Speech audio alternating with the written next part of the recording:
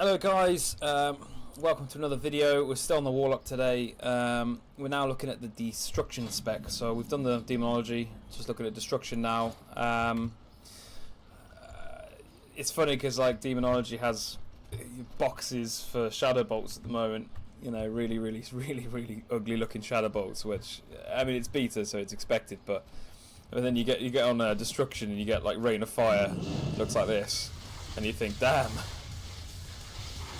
You know, so I mean that is very nice, very nice. The sound effects, the imaging, oh, it looks gorgeous, as you'd expect it to be. It's cataclysmic, the idea of destruction, and for me, I'm a big fan of lore, immersion. For me, if you're playing a destruction warlock, I mean, a lot of you will have the green fire quest done as well, so that will be green fire. But for me, destruction warlock should be literally like the end has come, you know. If God's wrath is out there and there's Armageddon going on, then, you know, rain of fire should be literally rain of fire, not little meteors, but proper, like, you know, fire, sulfur, chaotic, yeah, seething, which I like. That it's a good change. Anyway, you don't want to hear me drone on about how much I like rain of fire.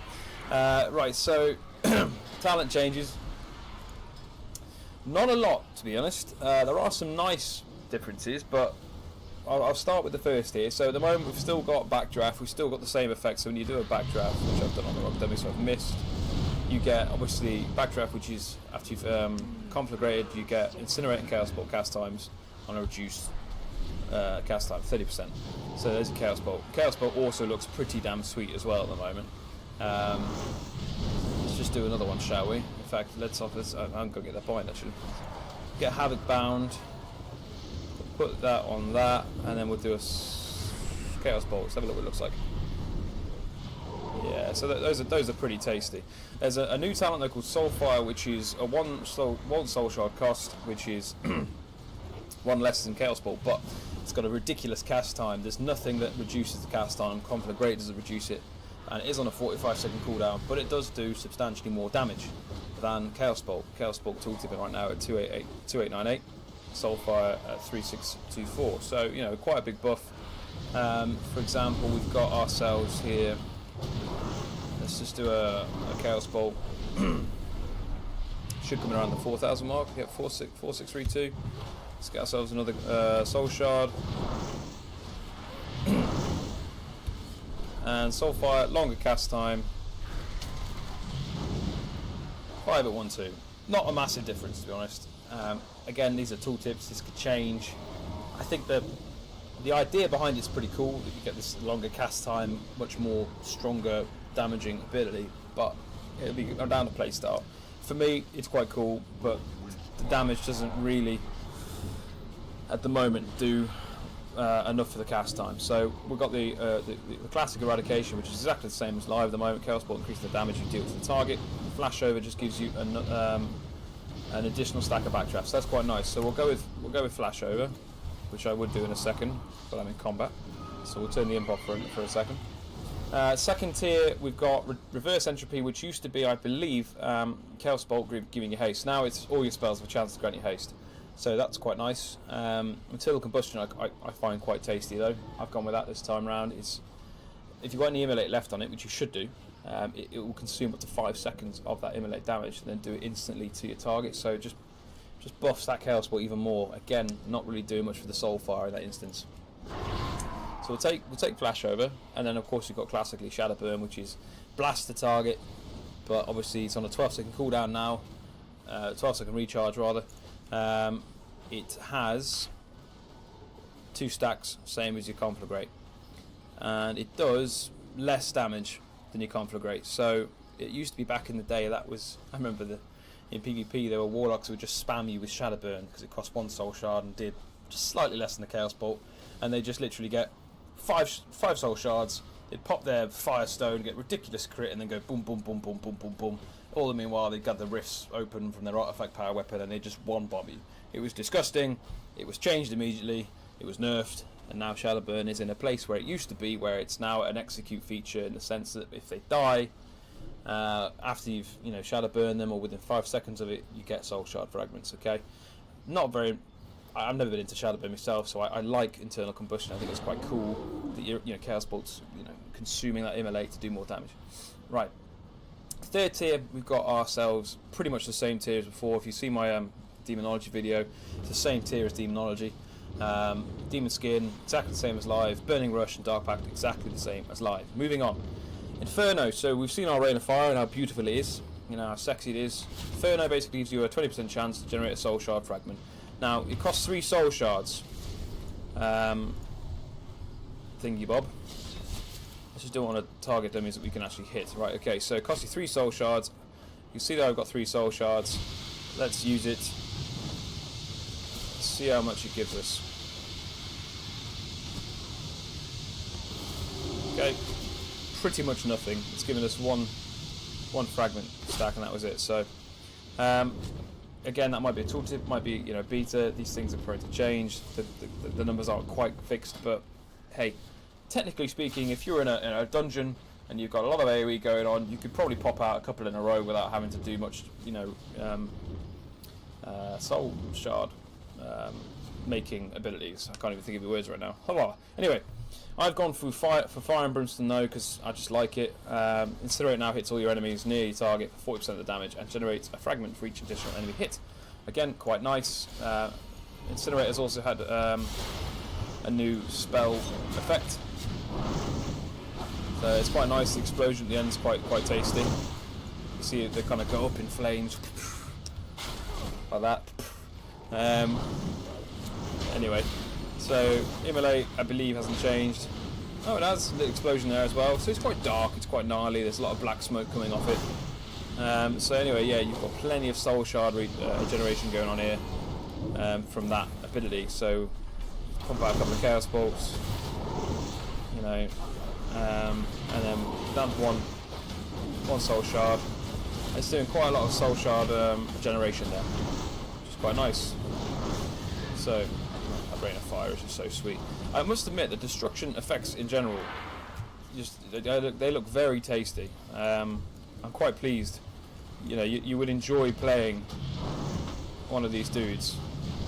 The thing at the moment is that for some reason the new casting animation's on in beta, which is a little bit annoying because obviously playing a caster at the moment in live is really quite fun because of all the different animations, but anyway, ignoring that. Next tier we've got, again, if you see my on that tier as well as Cataclysm, exactly the same as on live.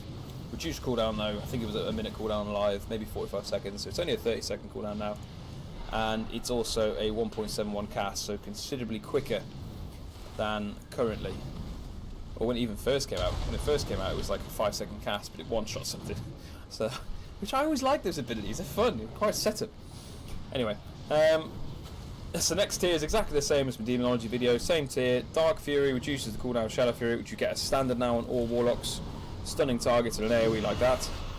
However, I don't see the point of taking a reduced cooldown on Shadow Fury when you can get an additional CC. I mean, I'm a bit of a PvPer. I don't really raid that much, but Mortal Coil, hands down, is one of the best CCs. And you still get Shadow Fury, so for me it's always going to be get Mortal Coil unless you're facing a high mobility team and you need the extra mobility with Demonic Circle, which is in that tier as well.